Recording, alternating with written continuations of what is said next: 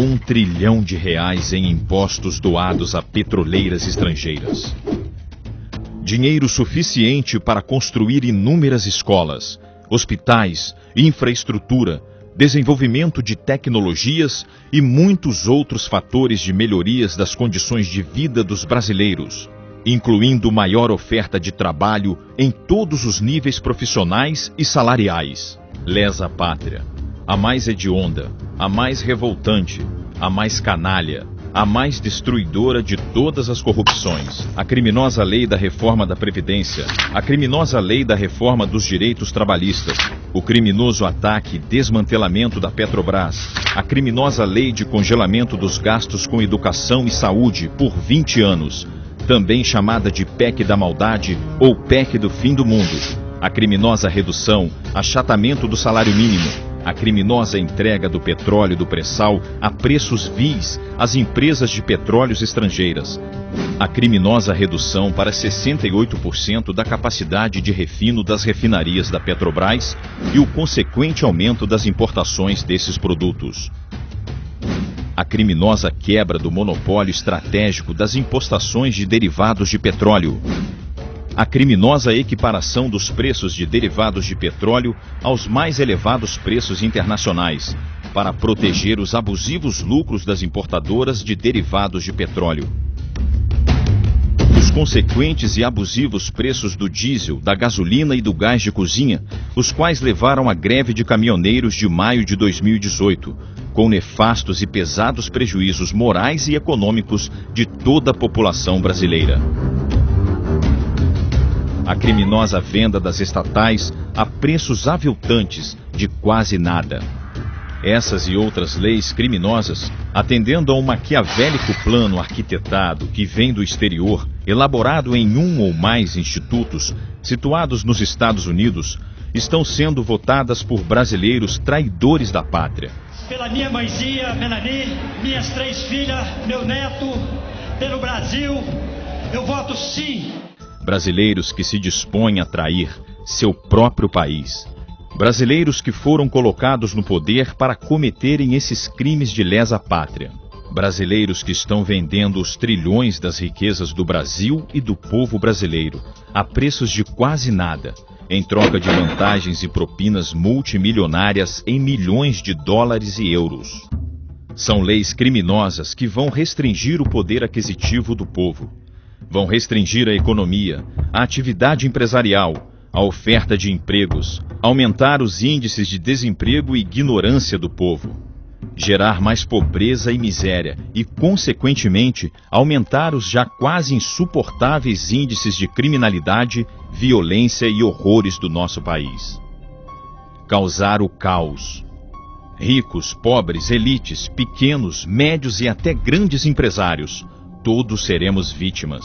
Povo estressado, desesperado, inseguro, com medo do presente e do futuro, sem capacidade de se organizar, lutar e opor resistência aos saques e pilhagens dos trilhões das riquezas do Brasil e dos brasileiros. Povo estressado e desesperado é tudo o que querem os nossos inimigos, os grandes e poderosos donos do dinheiro.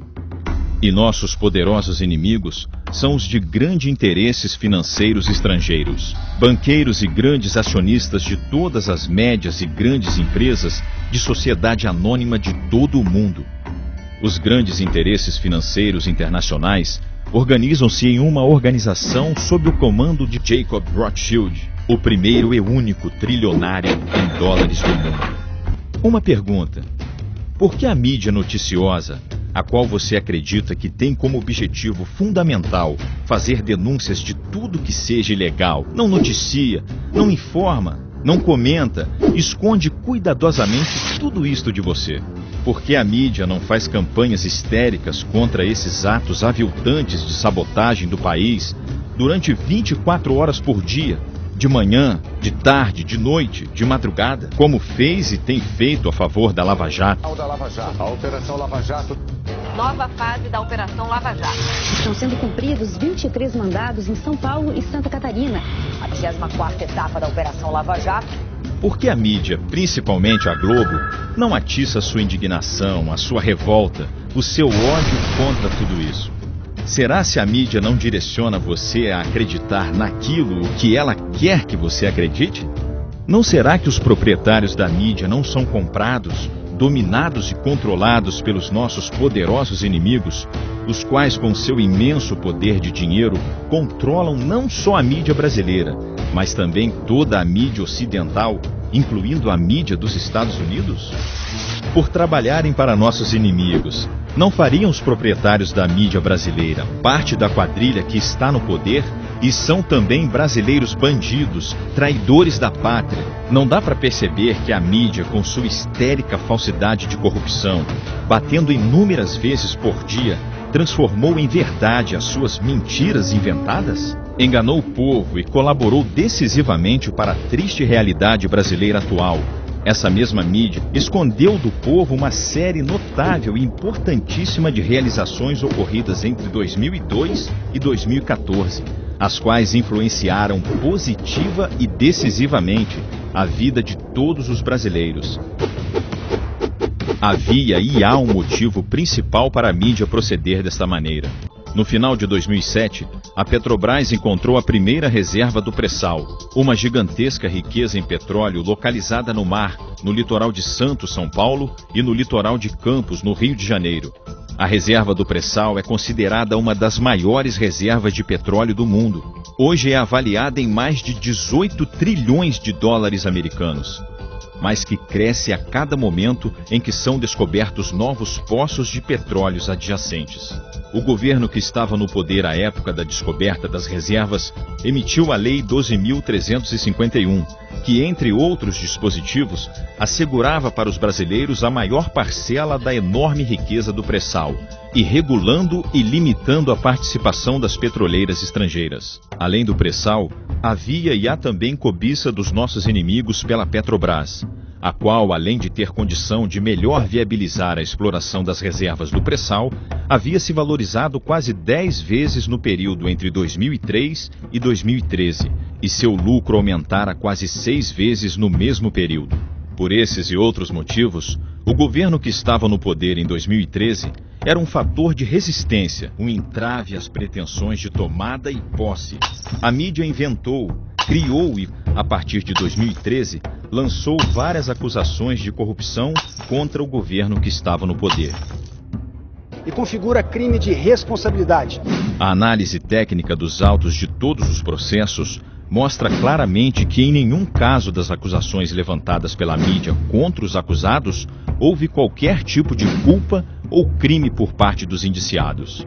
Sobre a peça de acusação do Ministério Público Federal contra Lula, usada por Sérgio Moro para condenar o ex-presidente, o professor Afrânio Silva Jardim é taxativo. O Lula foi condenado por corrupção passiva e lavagem de dinheiro e não recebeu o imóvel, nem a posse teve, nem a chave do imóvel teve, e não lavou porque não recebeu nada. Quanto às acusações de corrupção na Petrobras, os diretores que haviam montado um esquema de propinas que se elevava a mais de 40 milhões de dólares não foram indicados e não pertenciam exatamente aos quadros do partido político, o Partido dos Trabalhadores, mas pertenciam sim ao PMDB, partido de Michel Temer.